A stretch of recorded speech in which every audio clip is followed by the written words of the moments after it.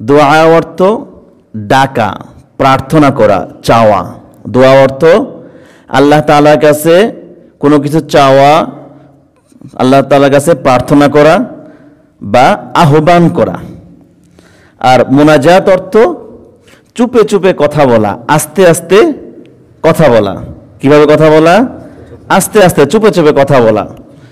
আমরা যেটা জানি মোনাজাত মানে কি, আমরা জানি যে হাত তুলে দোয়া করাটা মোনাজাত, আর এর মুখে যেটা বলি সেটা দোয়া। এটাই আমরা জানি, হাত তুললে মোনাজাত হলো, না হলে মোনাজাত নাই। আমরা এটা জানি না, আমরা মনে করি যে মোনাজাত মানে হাত তোলা। না, মোনাজাত অর্থ চুপে চুপে কথা বলা, আর দোয়া অর্থ ডাকা, প্রার্থনা করা, আহ্বান করা, চাওয়া। আর হাত তোলা যেটা বলি এটা রফুল ইয়াদাইন, রফুল ইয়াদাইন, দুই হাত তোলা। দোয়ার সময় দুই হাত তোলা, এটাকে বলা হয় রফউল ইয়াদাইন। এই তিনটা পরিভাষা আমরা জানলাম। কয়টি পরিভাষা জানলাম? একটি দোয়া, একটি মোনাজাত, আর একটি রফউল ইয়াদাইন। তো দোয়া অর্থ প্রার্থনা করা, দোয়া ইবাদত। হাদিস শরীফের মধ্যে এসেছে রাসূল আকরাম সাল্লাল্লাহু আলাইহি ওয়াসাল্লাম ইরশাদ করেছেন, আদ-দুআউ হুয়াল ইবাদা, আদ-দুআউ হুয়াল ইবাদা, দোয়া ইবাদত। সুম্মা ক্বরাআ, এরপর রাসূল আকরাম সাল্লাল্লাহু আলাইহি ওয়াসাল্লাম একটি কোরআনের আয়াত তেলাওয়াত করেছেন, ওয়াকালা রাব্বুকুম উদউনি আস্তাজিব লাকুম, তোমাদের প্রভু তোমাদেরকে বলছেন, ওয়াকালা রাব্বুকুম উদউনি, তোমাদের প্রভু তোমাদেরকে বলছেন, উদউনি, আমাকে ডাকো, আমার কাছে দোয়া করো, আমার কাছে প্রার্থনা করো, আস্তাজিব লাকুম, আমি তোমার ডাকে সাড়া দেব, তোমার দোয়া কবুল করব। ইন্নাল্লাযীনা ইস্তাকবিরুনা আন ইবাদাতি সায়াদখুলুনা জাহান্নামা দাখিরিন, এরপরও যারা দোয়া করবে না আমার কাছে, ইন্নাল্লাযীনা ইস্তাকবিরুনা আন ইবাদাতি, আমার ইবাদত থেকে যে অহংকার করবে, আমার ইবাদত করার ব্যাপারে অহংকার করবে। এখানে ইবাদত বলতে দোয়া করার ইবাদতটা বলা হচ্ছে, কারণ হাদিস, এই আয়াতের আগে একটা হাদিস এসেছে, হাদিসে রাসূল আকরাম সাল্লাল্লাহু আলাইহি ওয়াসাল্লাম বলছেন আদ-দুআ হুয়াল ইবাদা। এই আয়াতে বলছেন, আল্লাহ তাআলা বলছেন যে এই দোয়া করার থেকে যে ব্যক্তি অহংকার করবে, ইন্নাল্লাযীনা ইস্তাকবিরুনা আন ইবাদাতি সায়াদখুলুনা জাহান্নামা দাখিরিন, অতি সত্বর তাকে জাহান্নামে প্রবেশ করানো হবে লাঞ্ছিত করে, অপমানিত করে, অপমান এবং লাঞ্ছিত করে তাকে জাহান্নামে প্রবেশ করানো হবে। সায়াদখুলুনা জাহান্নামা দাখিরিন, অতি সত্বর তাকে অচিরেই জাহান্নামে প্রবেশ করানো হবে। কিভাবে? দাখিরিন, লাঞ্ছিত, অপমানিত অবস্থায়। তাহলে দোয়া করা ইবাদত। আমি যদি নিজের একান্ত প্রয়োজনে আল্লাহ তাআলার কাছে চাই, 15 মিনিট ধরে আল্লাহ তাআলার কাছে চাইলাম, এই 15 মিনিট আমি ইবাদতের সওয়াব পাবো। কেমন ইবাদত? আমি যদি 15 মিনিট ধরে তাহাজ্জুদ নামাজ পড়ি, 15 মিনিট যদি আমি জিকির করি, অন্যান্য নফল ইবাদত যদি 15 মিনিট ধরে অন্যান্য নফল ইবাদত করলে যে সওয়াব পাইতাম, আমি 15 মিনিট ধরে যদি আল্লাহ তাআলার কাছে আমার একান্ত ব্যক্তিগত বিষয় যদি আল্লাহ তাআলার কাছে চাই, তথাপিও কি হবে? এটা ইবাদত হিসাবে গণ্য হবে। কারণ আমি তো আল্লাহ তাআলার কাছে ছাড়া অন্য কারো কাছে চাই নাই। কার কাছে চেয়েছি বলেন? আল্লাহ তাআলার কাছে চেয়েছি। আমি আল্লাহ তাআলার কাছে চাচ্ছি, অর্থাৎ আল্লাহকে আমি স্মরণ করছি। কাকে স্মরণ করছি? আমার বিপদে, আমার সমস্যায় আমি কাকে স্মরণ করেছি?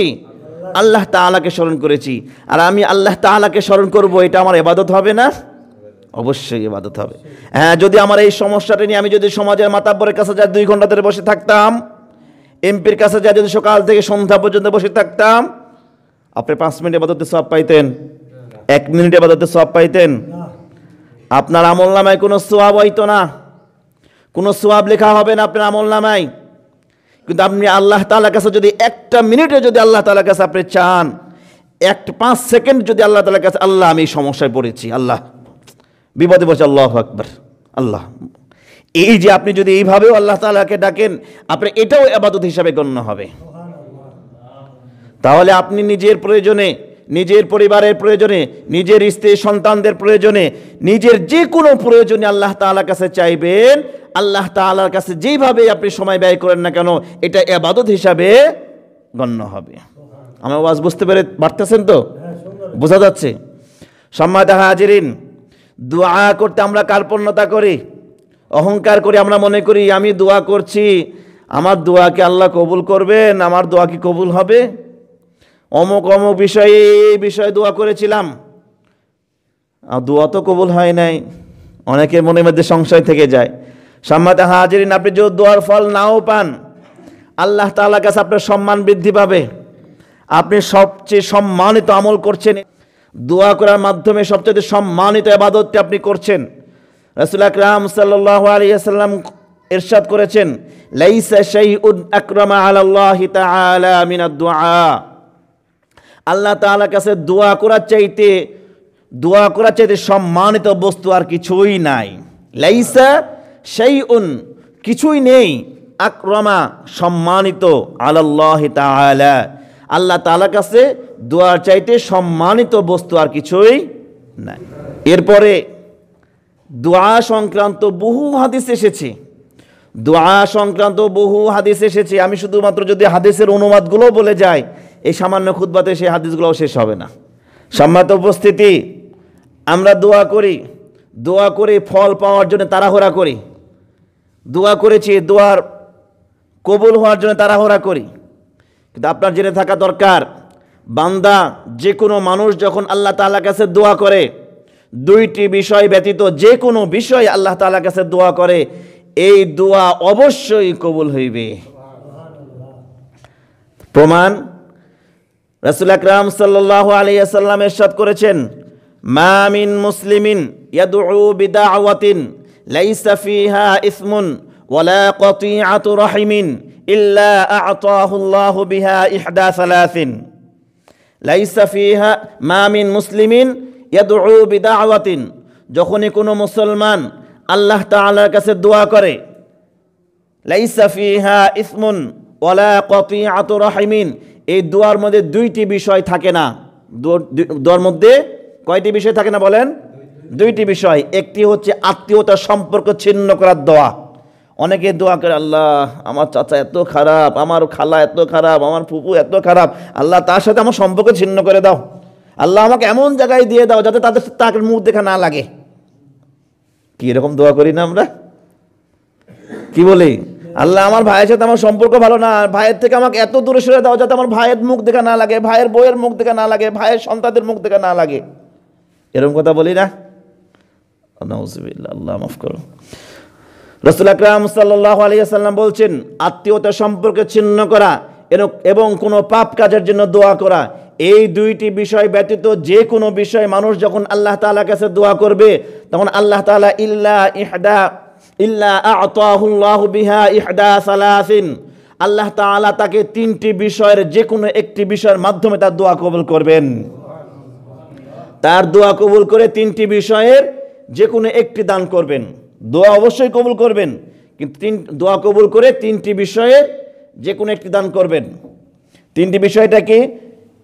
আন তুআজ্জালা লাহু দাওয়াতুহু, হয়তো তার প্রার্থিত বিষয়টি তাৎক্ষণিকভাবে কবুল করা হবে। সে যে বিষয়ের জন্য দোয়া করেছে, হয়তো তার প্রার্থিত বিষয়টি তাৎক্ষণিকভাবে আল্লাহ তাআলা কবুল করে দিবেন। অথবা আও আইয়াদাখিরাহা লাহু ফিল আখিরাতি, যদি তার প্রার্থিত বিষয়টি দুনিয়ার জন্য কল্যাণকর না হয়, যদি ওই প্রার্থিত বিষয়টি বান্দাকে দিলে বান্দা যদি আরো বান্দার জন্য অকল্যাণকর কিছু হয়ে যায়, যে আল্লাহ তাআলা দুনিয়াতে তাকে ওই জিনিসটি দান করবেন না, তাকে এই দুয়ার প্রতিদান, এই দুয়ার ফলাফলটা আল্লাহ তাআলা তার জন্য আখিরাতে জমা করে রাখবেন। তৃতীয় নাম্বার, আও আয়াসরিফা আনহু সুআ মিসলাহা, অথবা তার থেকে তার দোয়ার সমপরিমাণ কোনো বিপদ আল্লাহ তাআলা তার থেকে দূর করে দিবেন। আপনি দোয়া করেছেন, দোয়া করে মনে করছেন আল্লাহ আমার মনে হয় দোয়া কবুল করেন নাই, আমি ফল পাইলাম না, কিন্তু আপনার কোন বিপদ আপনার সামনে আসতেছে, আগত কোন বিপদ আছে এটাকে আপনি বুঝতে পারবেন। আগামীকাল আপনার জন্য কোন বিপদ অপেক্ষা করছে আপনি বুঝতে পারবেন। এই নামাজের পরে কোন বিপদ আসতে পারে আপনি বুঝতে পারবেন। আপনি ভবিষ্যৎ জানেন না, কিন্তু আল্লাহ তাআলা তো জানেন। আপনার সামনে কোন বিপদ আসতেছে এটা আল্লাহ জানেন না? আপনি দোয়া করেছেন একটি বিষয়ের জন্যে, আপনি অসুস্থ, আপনার সন্তান অসুস্থ হয়েছে, আপনার সন্তানের জন্য দোয়া করছেন, আল্লাহ আমার সন্তানকে সুস্থ করে দেন। আপনার সন্তান সুস্থ হইল না, কিন্তু আগত একটি যে বিপদ ছিল, আল্লাহ তাআলা এর বিনিময়ে আল্লাহ তাআলা সেই বিপদটা দূর করে দিতে পারেন। এর দ্বারা আল্লাহ তাআলা আপনার কোনো বিপদ দূর করে দিতে পারেন। এজন্যে বান্দা যখন দুইটি বিষয় ব্যতীত অন্য যে কোনো বিষয় আল্লাহ তাআলার কাছে দোয়া করবে, তখন সেই দোয়া অবশ্যই আল্লাহ তাআলা কবুল করবেন।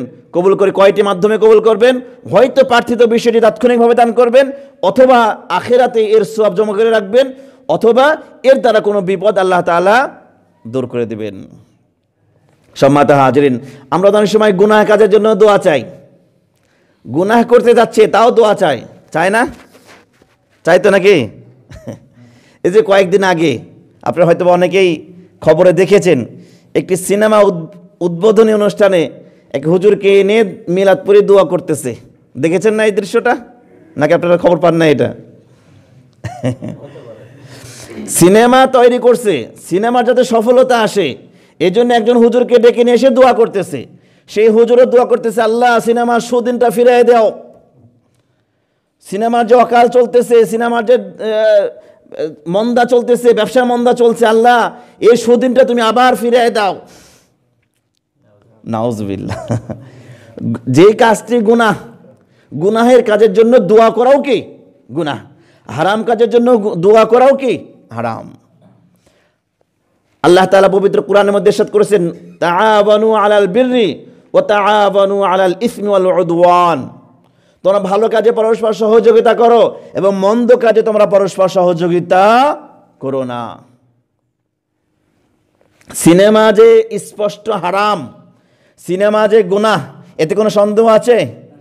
এটা একজন মূর্খ মানুষ, সমাজের একদম তার কোনো শিক্ষা নাই, ধর্মীয় কোনো জ্ঞান নাই, এই ব্যক্তিও জানে যে সিনেমা দেখাটা গুনাহ, ঠিক কিনা? আপনাদের এলাকায় এরকম আছে নাকি মূর্খ মানুষ কিন্তু সিনেমা দেখা যে গুনাহ হয় এটা জানে না? এরকম আছে? নাই। একেবারে মূর্খ মানুষও জানে যে সিনেমা দেখা গুনাহ। অতএব গুনাহের কাজের জন্য দোয়া করাটাও গুনাহ। সম্মানিত হাজিরিন, এরপরে রাসূলুল্লাহ সাল্লাল্লাহু আলাইহি ওয়াসাল্লাম ইরশাদ করেছেন, বান্দা যখন আল্লাহ তাআলার কাছে যখন দোয়া করে, দোয়ার সময় যদি বান্দা আল্লাহ তাআলার কাছে হাত তুলে দোয়া করে, তাহলে আল্লাহ তাআলা এই হাতকে খালি হাতে ফিরিয়ে দিতে আল্লাহ তাআলা লজ্জা পান। আমরা তো দোয়া করতে লজ্জা পাই, আমরা আল্লাহ তাআলার কাছে দোয়া করতে লজ্জা পান, আর আল্লাহ তাআলা আমার হাতকে খালি হাতে ফিরিয়ে দিতে লজ্জা পান। রাসূল আকরাম সাল্লাল্লাহু আলাইহি ওয়াসাল্লাম ইরশাদ করেছেন, ইন্নাল্লাহা হাইয়ুন কারীমুন ইয়াস্তাহজি ইযা রাফা'a আর-রাজুলু ইলাইহি ইয়াদাইহি আন ইয়ারুদ্দাহুমা সিফরান খাইবাতাইন। রাসূল আকরাম সাল্লাল্লাহু আলাইহি ওয়াসাল্লাম বলছেন, ইন্নাল্লাহা হাইয়ুন কারীমুন, আল্লাহ তাআলা সম্মানিত লাজুক। আল্লাহ তাআলা হাইয়ুন কারীমুন, সম্মানিত লাজুক। ইয়াস্তাহজি ইযা রাফা'a আর-রাজুলু ইলাইহি ইয়াদাইহি, যখন কোনো বান্দা, যখন কোনো ব্যক্তি দুই হাত তার দিকে প্রসারিত করে, দুটি হাত যখন আল্লাহ তাআলা দরবারে তোলে, আইয়ারুদ্দাহুমা সিফরান খাইবাতাইন, তখন এই দুইটা হাতকে ব্যর্থ এবং শূন্যভাবে ফিরিয়ে দিতে আল্লাহ তাআলা লজ্জা পান। তাহলে আমি হাত তুলে দোয়া করলে গুনাহ হবে? এরকম সমাজে কিছু মানুষ আছে না, হাত তোলার বিপক্ষে ওয়াজ করে, হাত তোলা জায়েজ নাই। এরকম কথা আপনাদের কানে এসেছে তো? অনেক আছে যারা বিভ্রান্ত ছড়ায়, তারা এই হাদিসগুলা দেখেন নাই, তারা এই হাদিসগুলা হয়তো দেখেন নাই। দোয়া করলে, যেখানে হাত তুলে দোয়া করলে আল্লাহ তাআলা ব্যর্থ এবং শূন্যভাবে ফিরে দিতে লজ্জা পান, আর সেখানে আমি এটাকে হাত তোলা জায়েজ নাই, কোন সাহসে বলি আমি? কোন সাহস? আমার সাহস হয় কোত্থেকে হাত তোলার বিপক্ষে ওয়াজ করতে? হাত তোলা ফজিলত, এবং হাত তুলে দোয়া করলে আল্লাহ তাআলা অবশ্যই কবুল করবেন। অনেকে বলেন, আবার বলেন যে না, নামাজের পরে হাত তোলার ব্যাপারে রাসূল সাল্লাল্লাহু আলাইহি ওয়াসাল্লাম কখনো তো নামাজের পরে হাত তোলেন নাই। একেবারে ভ্রান্ত কথা। নামাজের পরে রাসূলুল্লাহ সাল্লাল্লাহু আলাইহি ওয়াসাল্লাম হাত তুলে দোয়া করেছেন, এরকম অসংখ্য হাদিস রয়েছে, বহু হাদিস রয়েছে। নামাজের পরে রাসূল আকরাম সাল্লাল্লাহু আলাইহি ওয়াসাল্লাম হাত তুলে দোয়া করেছেন, জোহরের নামাজের পরে হাত তুলে দোয়া করেছেন, আসরের নামাজের পরে হাত তুলে দোয়া করেছেন, এরকম হাদিস এসেছে। সম্মানিত হাজিরিন, অতএব আমরা নামাজের পরে দোয়া করব এবং দোয়ার সময় হাতও তুলব ইনশাআল্লাহ। সম্মানিত হাজিরিন,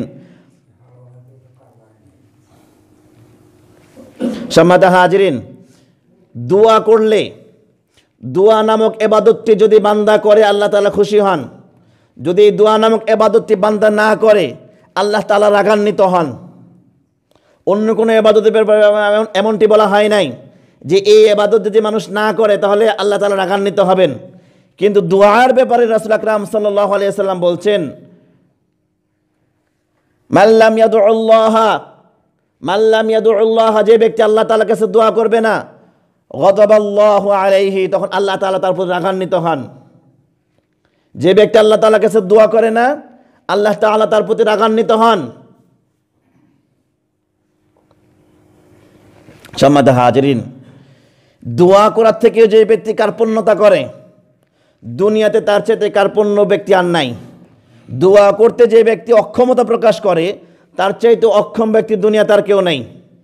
রাসূল আকরাম সাল্লাল্লাহু আলাইহি ওয়াসাল্লাম ইরশাদ করেছেন, আ'জাজুন নাসি, মানুষের মধ্যে ওই ব্যক্তি সবচেয়ে বেশি অক্ষম, মান আজিজা আনিদ দুআ, যে ব্যক্তি দোয়া করতেও অক্ষম। বিপদে পড়েছে, সমস্যায় পড়েছে, নিজের সমস্যা, পরিবারের সমস্যা, সমাজের সমস্যা, দেশের সমস্যা, এত সমস্যায় পড়েও আল্লাহ তাআলার কাছে দোয়া করে না, এর চাইতে অক্ষম ব্যক্তি দুনিয়া তার কেউ নেই। কার কথা এটা? রাসূল আকরাম সাল্লাল্লাহু আলাইহি সাল্লামের কথা। বিপদে পড়লে, যে কোনো সমস্যায় পড়লে সাহাবা ইকরামদের আদর্শ ছিল যে আল্লাহ তাআলার কাছে সর্বপ্রথম বলতো। স্যান্ডেলে ফিতা ছিঁড়ে গেলেও আল্লাহ তাআলার কাছে বলেছে। সাহাবা ইকরামগণ স্যান্ডেলে ফিতা ছিঁড়ে গিয়েছে, তথাপিও আল্লাহ তাআলার কাছে দোয়া করেছেন, আল্লাহ আমার স্যান্ডেল ফিতা ছিঁড়ে গেছে, স্যান্ডেল ফিতার ব্যবস্থা করে দেন। আর আমরা ছোটোখাটো বিষয় আল্লাহ তাআলার কাছে চাইতে লজ্জা পাই। আপনি আল্লাহ তাআলার কাছে যত বেশি চাইবেন, যত ক্ষুদ্র থেকে অতি ক্ষুদ্র বিষয় আল্লাহ তাআলার কাছে চাইবেন, আল্লাহ তাআলা তত বেশি খুশি হবেন। আপনি যখন আপনার পিতামাতার কাছে খুঁটিনাটি ছোটোখাটো বিষয়গুলো যখন শেয়ার করেন, আব্বা আমার এই লাগবে, আব্বা আমার এই সমস্যা, আব্বা আমার এই সমস্যা, যত বেশি বাপের কাছে সমস্যার কথা বলবেন, বাপ তত বেশি খুশি হয় যে এই ছেলে আমার প্রতি বেশি নির্ভরশীল। কি বাপ খুশি হয় না যে না আমার সন্তান, তখন সন্তানের প্রতি বিশ্বাস আসে যে এই সন্তান আমাকে সব কিছু জানাই করে, আমার এই সন্তান কোনো অন্যায় করে না, আমার এই সন্তান কোনো অন্যায় কাজ করতে পারে না, কোনো বাজে ছেলেদের সাথে আমার ছেলে মিশতে পারে না, কারণ এই ছেলে আমার সাথে সব কিছু পরামর্শ করে সব কিছুতে আমার সাথে পরামর্শ করে। যেই সন্তান পরামর্শ করে এই সন্তানের প্রতি বাপের এই আস্থা চলে আসে না? কি বলেন? আর যেই সন্তান বাপের সাথে কোনো কথা বলে না, ভালো কাজ করতে গেলেও কথা বলে না, মন্দ কাজেও কথা বলে না, বাপ ওই সন্তানের প্রতি আস্থাও পায় না। আমার সন্তান কি না কি করে বেড়াচ্ছে আল্লাহ ভালো জানে। কি এরকম হয় না? সম্মানিত হাজিরিন, আপনার যে কোনো সমস্যা, ক্ষুদ্র সমস্যা হোক আর বৃহৎ সমস্যা হোক, যত ছোট সমস্যাই হোক আর যত বড় সমস্যাই হোক না কেন, সব বিষয়ে আল্লাহ তাআলার সাথে শেয়ার করবেন।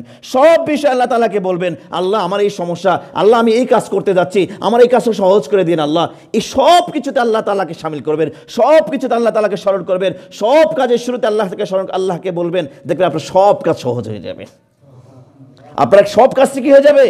সহজ হয়ে যাবে, সহজে কাজ করতে পারবেন। সম্মানিত হাজিরিন, আমরা এই স্বল্প সময়ের মধ্যে দোয়া সংক্রান্ত যে হাদিসগুলো শুনলাম, আল্লাহ তাআলা যেন আমাদের সকলকে তৌফিক দান করেন। আমরা যেন সকল বিষয়ে নিজের ব্যক্তিগত থেকে শুরু করে রাষ্ট্রীয় পর্যায় পর্যন্ত একেবারে ক্ষুদ্র থেকে বৃহৎ সমস্যা, যত সমস্যা আছে সকল সমস্যার জন্য আল্লাহ তাআলার কাছে আমরা বলতে পারি, আল্লাহ তাআলার কাছে যেন সমাধান চাইতে পারি, আল্লাহ তাআলার কাছে যেন আল্লাহ তাআলার কাছে আমরা দোয়া করতে পারি। আল্লাহ পাক রব্বুল আলামিন আমাদের সকলকে তৌফিক দান করেন। ওয়া আখিরু দাওয়ানা আলহামদুলিল্লাহি রাব্বিল আলামিন। যাদের সুন্নত নামাজ পড়া হয় না, সুন্নত নামাজটি পড়ে নেন ইনশাআল্লাহ।